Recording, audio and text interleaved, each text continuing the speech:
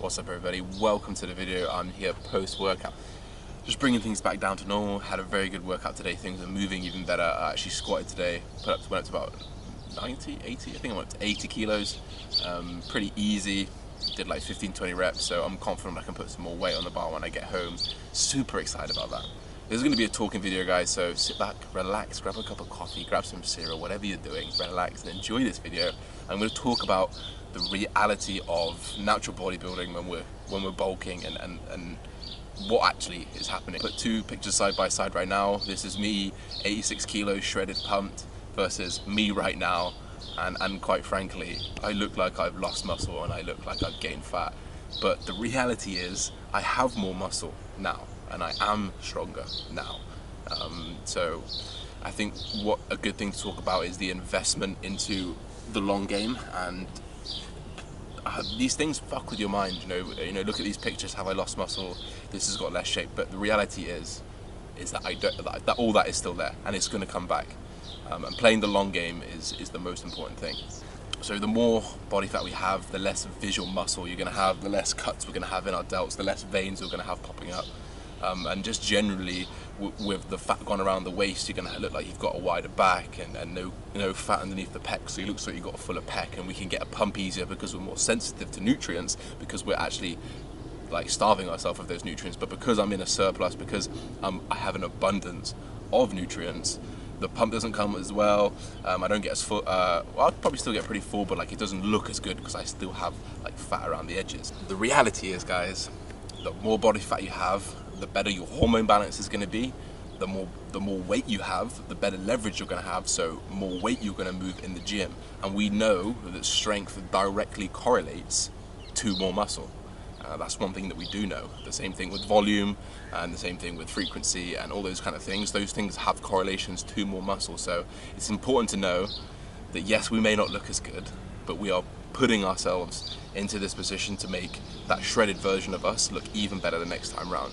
In addition to that, the more calories we have, the more fuel we have to train harder, the more fuel we have to recover harder, and the more fuel we have to grow more muscle, guys. You have to be in a surplus. You have to gain body fat in order to gain muscle. If you're constantly lean and super lean, even just a little bit lean, like, I think people have this, because of the stigma we live in, because of the social media world that we live in, and the shredded people we see all the time, and the lean people were looking so good, we have this like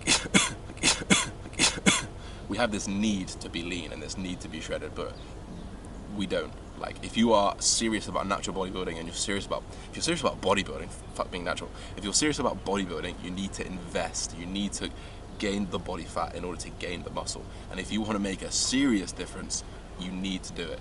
If you just want to make a little bit of difference here and there, maybe a little bit fuller, and yeah, okay, you're a bit bigger, maybe half a kilo heavier, then stay lean, you know, but you're not going to make the differences that you want to make in the time that you've got, especially if you're competing year after year. So not only does being a higher body fat and higher calories give us all these benefits of recovery, fuel, strength, more muscle, but it sets us up for when we get down to the shredded version of ourselves again. The more food we eat, the more output we have, the higher our metabolism is going to go. So when we do come to a cut, we're already way up here with our calories. So instead of being super lean and being super strict in your calories, 3,000, 3,100, 3,200, and then you start a cut again, 3,100, 3,000, that's nothing, guys. You know, when I was putting away 5,000 calories, I dropped to 4,000, and I'm losing weight every single week, guys. So you can lose weight on way, way higher calories. So I think an important thing to take from this is this improvement season, the bulking season, is for that cutting season. It is for that stage presence. It's for that shredded look that you're going for. So you want to make it as like, there is no off season, you know, there is just always on season. This is why we call it an improvement season. You are in that on season, or the off season, where we're trying to gain weight. We are setting ourselves up for a successful cut. We are getting our calories up high. We are taking away variables that we need to cut. So we take away the cardio, we may bring our NEAT levels down a little bit, so we won't track our steps as closely. These are all variables that we need to set ourselves up for a successful cut. So don't think of it as a period of time that you're just getting fat and you don't look as good and you're not doing anything. Think of it as like, think of it as prep.